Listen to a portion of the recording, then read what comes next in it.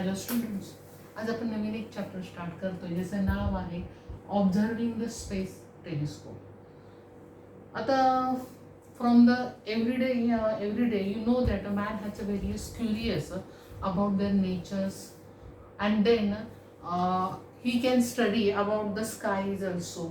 He can look after the moon, sun, stars, and at the night, and by the boundary of imaginations they can be understand that is the sky is observed with the naked eyes, and they notice that the position of the star will be the change with the time and sometimes to do the occurrence of the seasons.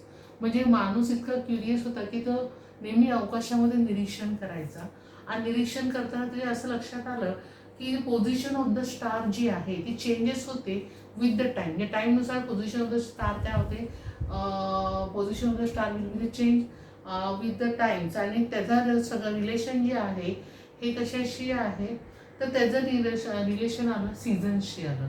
And you know that is a cycle of the season is a necessary for the ॲग्रिकल्चरचं. म्हणजे याचा खास उपयोग कोणासाठी होतो, ॲग्रिकल्चरवाल्यांसाठी होतो. Sir hence the watching of the sky is a useful for the mans. बरोबर आहे, त्यांच्या लक्षात आलं मॅनला की it is a useful for the man. Also it is also useful for the seagoers. How it is that is there is a position of the constellations also are useful for the seagoers, for the navigation. तुम्हाला माहिती आहे की समुद्रामधून जे प्रवास करणारे दर्यावर्दी आहे त्यांना त्याचा दिशादर्शक म्हणून देखील काय केलं जातो, त्या नक्षत्रांचा उपयोग होत असतो. Also that's why the man is determined to effect man is begin to determine the efforts to find out the answer which is arose to the sky watching, but he didn't have any equipment to closer to view of the stars and the planet in the sky. परंतु त्या काळी मात्र माणसाकडे असं कुठलंही साधनं available नव्हती. मग त्याच्यानंतर in 1688 that is a spectacle making researcher Han leprosy. हा जो हॅन लेप्रसी हा संशोधक होता, तो भिंगाचा चष्मा तयार करायचा. तेव्हा ते लक्षात आलं की when he kept the two lenses in front, म्हणजे त्यांनी दोन लेन्स घेतल्या and he can put the two lenses in front of each others closer, then he can seems to be bring about the object is very closer. म्हणजे तो लांबचा object आहे त्याला अतिशय जवळचा. त्यांनी काय घेतलं की he can take the two lenses in front of each other and see the distinct things. Then he can see that the distinct things very closer to them. So म्हणजे लांबची वस्तू त्याला जवळ दिसायला लागली. and then he can make the first telescope. त्यांनी पहिला telescope त्यांनी तयार केलेला, त्याचं नाव आहे हॅन्स लेप्रसी, त्याचं नाव आहे. त्याच्यानंतर कालांतराने गॅलिलिओ इन 1609 याच्यामध्ये गॅलिलिओनी एक पहिला टेलिस्कोप जो तयार केला which is a use for the observing the space. म्हणजे अवकाश निरीक्षणासाठी पहिल्यांदा जो टेलिस्कोप तयार केला 1609 मध्ये तो कोणी केला, गॅलिलिओनी केलेला आहे. And he can study about the many stars with the help of the telescope. Also he discover the moon of the 4 moons of the Jupiter. म्हणजे ज्युपिटरचे त्यांनी 4 चंद्र शोधून काढलेले. Also he can find out the spot on the sun. म्हणजे सूर्यावर देखील काळे डाग आहेत हे त्या गॅलिलिओनी 1609 मध्ये फाइंड आउट केले. आणि मग त्याच्यानंतर after between the 400 years there is a many telescope were discovered. They can be made by the man to observing the space, and with the help of this technology it is useful for the astronoming the picture of the universe. म्हणजे असे वेगवेगळे telescope तयार केले की त्यामुळे आपण आपल्या जो अवकाशामध्ये असलेलं जे युनिवर्स आहे ते युनिवर्सचं आपण चित्र सध्या तयार करू शकलेलं आहे. There is a space science and the technology are not only important for the research purpose but also it is help to provide many of the comforts facility and we can enjoy in our day to day. म्हणजे हा science आणि the space and technology जी आहे ती फक्त research करण्यासाठी आपण use नाही करू शकत होते एवढंच नाही, तर त्याचा उपयोग आपण वेगवेगळ्या गोष्टीसाठी देखील which can make to the comfortable for us. म्हणजे ते आपल्याला फायद्यासाठी होतं. आता the telescope is use to observe the space, but but will one the telescope is sufficient for them. आता जर आपल्याला माहिती की टेलिस्कोपच्या सहाय्याने आपण स्पेस ऑब्झर्व करू शकतो, but in the space there is a one telescope is sufficient not. का नाही? एकच टेलिस्कोप आपण का नाही वापरू शकत? तर एक कारण आहे. कारण तुम्हाला माहिती आहे की लाईट जी आहे, ज्यामुळे आपण बघू शकतो, जी लाईट आहे which is a electromagnetic waves, and these has a characteristic of this light is an wavelength. म्हणजे जी लाईट आपण ज्या प्रकाशामध्ये आपण बघतो ती आहे लाईट आहे, आणि ही जी लाईट आहे ही लाईट म्हणजे काय आहे तर हे इलेक्ट्रोमॅग्नेटिक वेव्ज आहे.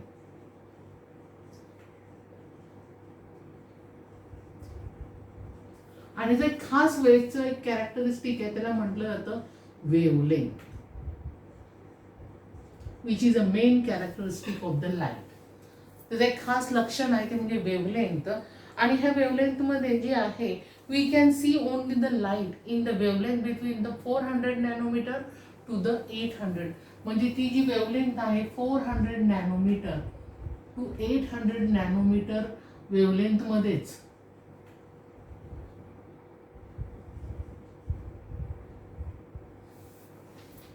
या वेवलेंथमध्येच आपण बघू शकतो. आलं का लक्षात? आणि ह्याच रेंजला म्हटलं तर व्हिजिबल रेंज, म्हणजे ह्याच्याच पुण्यामध्ये आपण बघू शकतो ह्या वेवलेंथ. म्हणजे 400 नॅनोमीटर टू 800 नॅनोमीटर्स ही जी वेवलेंथ आहे is called as a visible range म्हटलं तर, किंवा व्हिजिबल रेडिएशन असं म्हटलं जातं. And in this only visible radiation only this range we can see the object. म्हणजे फक्त एवढ्याच रेंजमध्ये आपण ऑब्जेक्ट बघू शकतो, कारण बाकीच्या इतर वेव्ज आपण बघू शकत नाही. आता बाकीच्या ज्या वेव्ज आहेत त्या कोणकोणत्या वेव्ज आहेत जर आपण बघायला हे केलं तर नुसती व्हिजिबल रेंज असं म्हणता येणार नाहीये. तर वेगवेगळ्या आहेत. That is a radio waves आहे, मायक्रोवेव्ज आहे, इन्फ्रा वेव्ज आहे, त्याचप्रमाणे अल्ट्राव्हायोलेट आहे, एक्सरे, गॅमाज आहेत. आता जर म्हटलं तर रेडिओ वेव्ज आहे which is a longer than 20 centimetre.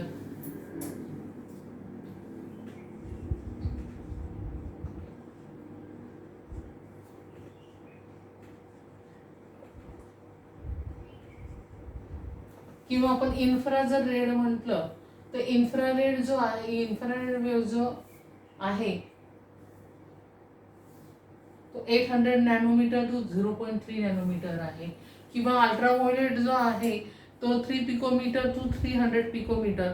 तर असे वेगवेगळे हे आहेत. आता हे तुम्ही म्हणाले मॅडम नॅनोमीटर म्हणजे काय, पिकोमीटर म्हणजे काय, तर अल्ट्राव्हायोलेट जे आहे किंवा आपण एक्सरे जो म्हटलं होतं तर एक्सरे जो आहे तर 3 पिकोमीटर टू 300 पिकोमीटर एवढी याची रेंज आहे. आता हे मी सेंटीमीटर म्हटलं आता, विजिबलची नॅनोमीटर. आता नॅनोमीटर आणि मीटरमध्ये काय रिलेशन आहे, तर 1 nanometre is equal to 10⁻⁹ metre, आणि 1 picometre is equal to 10⁻12 metre. हे रिलेशन आहे मीटरची.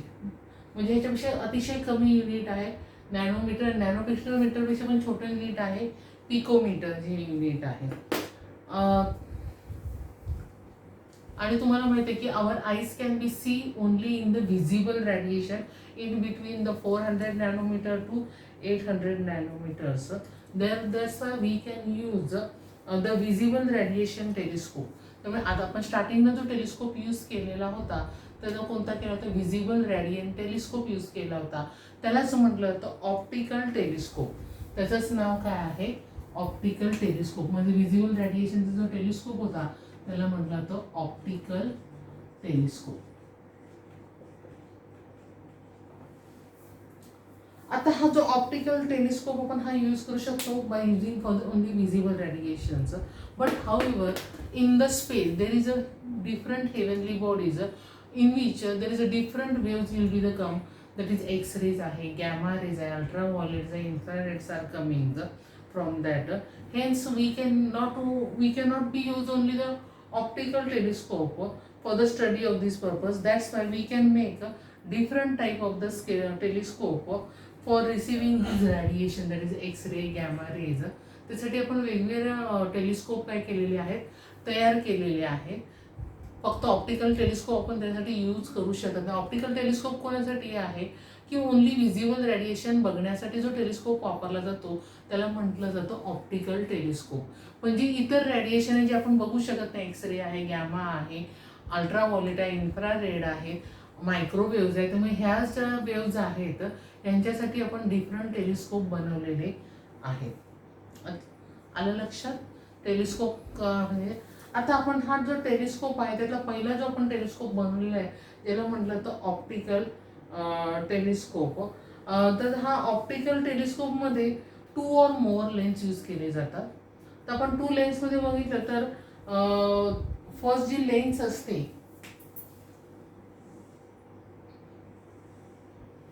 दोन किंवा दोनापेक्षा जास्त लेन्स यूज केलेल्या आहेत. या लेन्स आहेत ज्याला आपण भिंग असं म्हणतो. आलं लक्षात? आता ह्या रेज येते त्याच्यामध्ये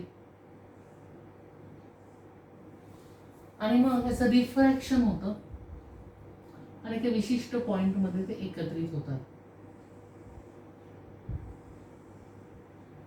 आणि मग एकत्र होऊन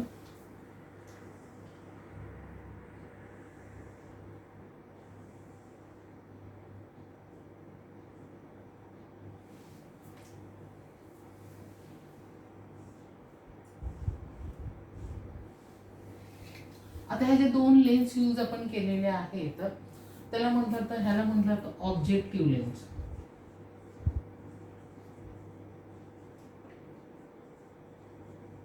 आणि दुसरी जी आहे ज्याला म्हटलं तर आयपीस म्हणजे आपल्या डोळ्याजवळ असतं. आणि हे जे आहेत ते source of light.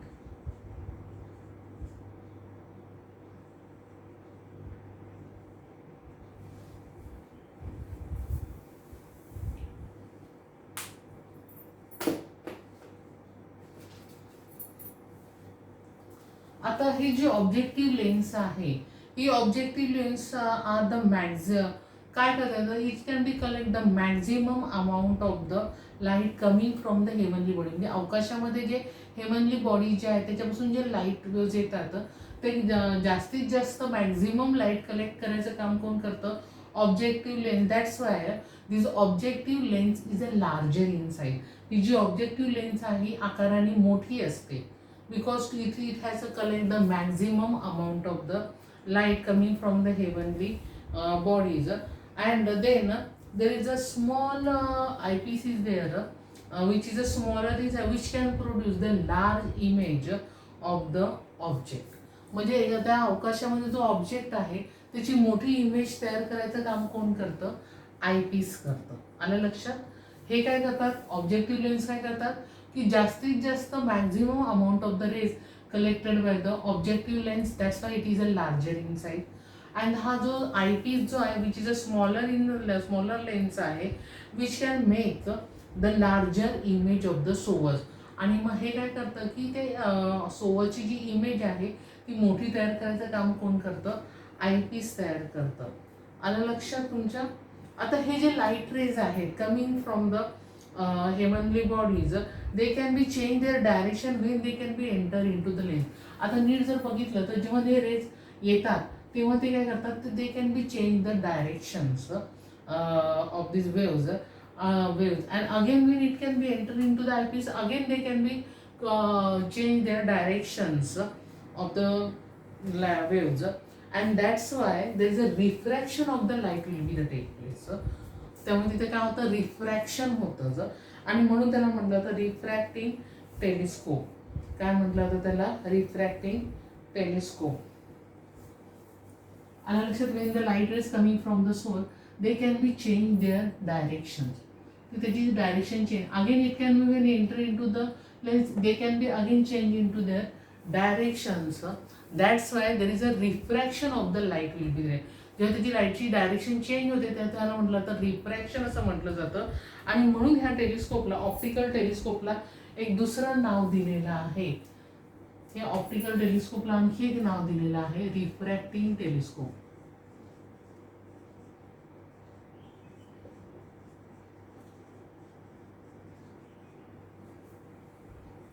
For the visible ह्याच्यासाठी हा जो वापरला जातो. विजिबल रेंजमध्ये रेडिएशन जे आपण बघू शकतो, रेडिएशन जो टेलिस्कोप आहे त्याला म्हटलं तर ऑप्टिकल टेलिस्कोप. आणि ऑप्टिकल टेलिस्कोपचं आणखी एक नाव आहे रिफ्रॅक्टिंग टेलिस्कोप. आता रिफ्रॅक्टिंग काय मी तुम्हाला when the light come enter in to the lens they can be change their directions. There is a refraction of the light will be the take place. That's why the name will be the refracting telescope. या optical टेलिस्कोपचं दुसरं एक नाव आहे refracting telescope. आता तुम्हाला माहिती की even though this telescope is useful to space observation there is a some difficulties. आता आपण नेहमी होतो की जिथं चांगला आहे तिथं थोडंसं वाईट पण असतं, बरोबर आहे. मग आता आपण जर हा टेलिस्कोप आहे आपण जर वापरायचं ठरवलं पण तिथे काही सम डिफिकल्टीज येतात, प्रॉब्लेम्स येऊ शकतात. आता कोणकोणत्या डिफिकल्टी येतात हा प्रश्न बऱ्याच वेळा विचारतो. By using the optical telescope what is the difficulty is there. तर पहिली डिफिकल्टी आहे असं आहे की when we want to wish to observe the bright image of this source of the object. तर आपल्याला कुठल्याही गोष्टी जेव्हा आपण ऑब्झर्व करतो तेव्हा त्याची आपल्याला ब्राईट इमेज बघणं अपेक्षित असतं, बरोबर आहे. That's Y these optical lens which can collect the maximum amount of the as possible of the lights, बरोबर आहे. ह्या जोपर्यंत objective lens maximum light collect करू शकत नाही तोपर्यंत आपल्याला आयपीस ब्राईट इमेज देऊ शकत नाही, बरोबर आहे.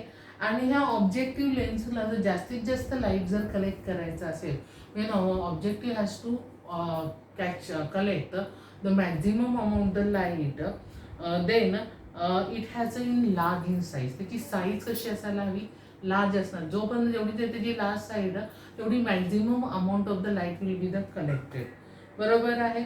But it is difficult to make such a large lens. आपण जर असं म्हटलं की जेवढी ऑब्जेक्टिव्ह लेन्सचा आकार जेवढा मोठा असेल तेवढी जास्त लाईट कलेक्ट करतील, बरोबर आहे. परंतु ही जी लेन्स बनवणं आहे larger lens, it is a very difficult to make such a larger lens.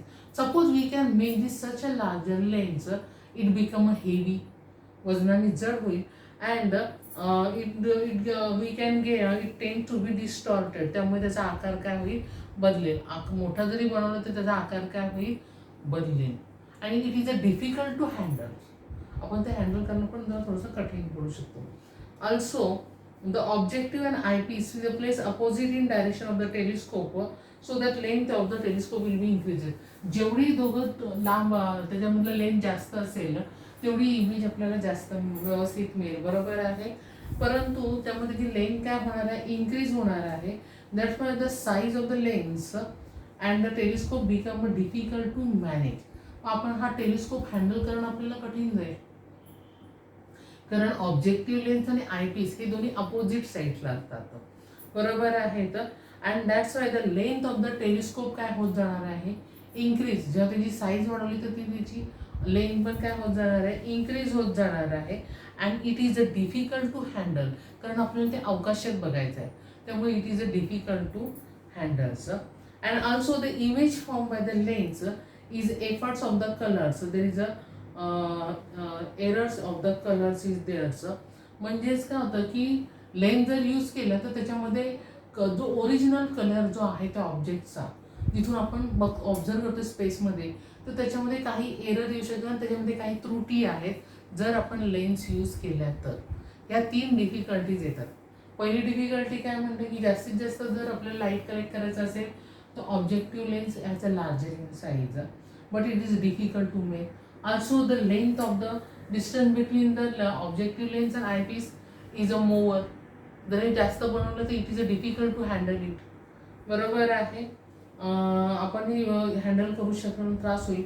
And also the image form by the lens have the error of the colour. त्याच्यामध्ये कलरमध्ये देखील एरर येतात. That's this is a called as a chromatic aberration. त्याला काय म्हटलं जातं, chromatic ऑब्रिएशन असं म्हटलं जातं. कारण भिंगाद्वारे जर आपण ते कलर बघितले तर त्याच्यामध्ये काही त्रुटी म्हणजे तसाच्या तसा कलर आपण बघू शकत नाही. मग आता काय करायचं, ह्या डिफिकल्टीज आपण लेन्स वापरल्यावर येतात. मग ह्याच्यावर दुसरा पर्याय आहे का, त्याच्यावर पर्याय आहे. To overcome difficulty the telescope by using the concave mirror. म्हणजे आपण जिथे लेन्स वापरतो त्या लेन्सच्या ऐवजी आपण मिरर यूज करायच्या. पण आता कोणत्या मिरर यूज करायच्या, तर आपण कॉन्केव्ह मिरर यूज करायच्या. कोणत्या मिरर यूज करायचे असतात, कॉन्केव्ह मिरर यूज केले जातात. का, कारण the light waves are reflected by the concave mirrors in the telescope, so it is called as a reflecting telescope. म्हणजे ह्याच्यामध्ये ह्या लेन्सच्या ऐवजी आपण काय यूज करणार आहोत, इथे जे आपण लेन्स ह्या यूज केल्या होत्या त्या लेन्सच्या ऐवजी आपण काय यूज करणार आहे, कॉन्केव्ह, इथे नाही, त्या लेन्सच्या ऐवजी आपण काय यूज करणार आहे, कॉन्केव्ह मिरर यूज करायचे आहे. या लेन्सच्या ऐवजी आपण काय यूज करणार आहे, कॉन्केव्ह मिरर यूज करणार आहोत. कारण आणि कॉन्केव्ह मिरर मध्ये काय, लेन्समध्ये काय होतं, रिफ्रॅक्शन ऑफ द लाईट, लाईटची डायरेक्शन चेंज होते, परंतु त्यामुळे याला रिफ्रॅक्टिंग टेलिस्कोप आपण म्हणलं होतं. मात्र आपण कॉन्केव्ह मिररमध्ये लाईट वेव्स काय होते, रिफ्लेक्ट होते, डायरेक्शन नाही, ते काय होते, रिफ्लेक्ट होते. दॅट्स वाय तो टेलिस्कोप जो तयार होतो त्याला म्हटलं तर कॉन्केव्ह मिरर आपण जो टेलिस्कोप तयार केला होता त्याला म्हटलं तर रिफ्लेक्टिंग टेलिस्कोप. त्याला कोणता टेलिस्कोप म्हटलं तर रिफ्लेक्टिंग. म्हणजे लेन्स वापरायचे जे आपण काय वापरणार आहोत, मिरर वापरणार. ती कोणती मिरर वापरणार आहोत, कॉन्केव्ह मिरर वापरणार. मिररमध्ये काय होतात, लाईट वेव्ज रिफ्लेक्ट होतात, म्हणून त्या टेलिस्कोपला म्हटलं जातं रिफ्लेक्टिंग टेलिस्कोप असं म्हटलं जातं. कोणता टेलिस्कोप म्हटलं जातं, reflecting telescope. And by using this reflecting telescope we can get the bright image of the source and the large are necessary. जर मोठी जरी हवी असेल तरी देखील ती आपण बनवू शकतो. So as to we can collect the large amount of the light of the source and it is easy to make the large mirror. Large lens बनवणं फार कठीण आहे, पण large mirror we can make the easily. आलं का लक्षात, by combination of the several small mirrors. म्हणजे वेगळे छोटे छोटे मिरर जर आपण एकत्र केले तर मोठी कॉन्केव्ह मिरर आपण बनवू शकतो. आलं लक्षात. And also there is a weight is also decreases as compare to the lens. लेन्सचं वजन जास्त असतं पण मिररचं वजन कसं असतं, कमी असतं. Hence the big mirror also made the combination of the smaller mirrors of the same size. आलं लक्षात. And they do not have the colour of the red. दुसरा जो होता आपला प्रॉब्लेम जो कलरचा, बरोबर आहे, तो कलरचा प्रॉब्लेम काय होता, सॉल्व्ह होतो. There is a no error of the colour. जसा ओरिजिनल ऑब्जेक्टचा कलर आहे तसाच्या तसा कलर आपल्याला त्या लेन्स मिरर वापरून आपण बघू शकतो. And only using this large telescope we can see always see the far away stars, galaxies, and we will have never to be seen by using the naked eye. म्हणजेच काय की आपण जर लेन्सच्या ऐवजी जर आपण मिरर जर वापरले तर काय आता mirror we can make the large size of the mirror by taking the small parts of the mirror. वेगवेगळे छोटे छोटे पीस घेऊन मोठी मिरर बनवू शकतो. आणि we can see the far away object. म्हणजे अवकाशामध्ये अतिशय लांबवरचे स्टार्स आहे, गॅलेक्सीज आहे, we can see with the help of the reflecting telescope. ह्या रिफ्लेक्टिंग टेलिस्कोपद्वारे आपण वेगवेगळे गॅलेक्सीमधले स्टार्स, मून्स आपण ऑब्झर्व करू शकतो. आलं लक्षात. म्हणजे पहिले जे आपण बनवलं होतं refracting telescope by using the lens, मग त्याच्यातल्या आपण डिफिकल्टीज दूर करण्यासाठी आपण काय वापरलेलं आहे, मिरर वापरलेला आहे. आणि कोणता मिरर वापरल्यामुळे त्या टेलिस्कोपला काय म्हटलं होतं, reflecting telescope. I think you can understand it. Thank you.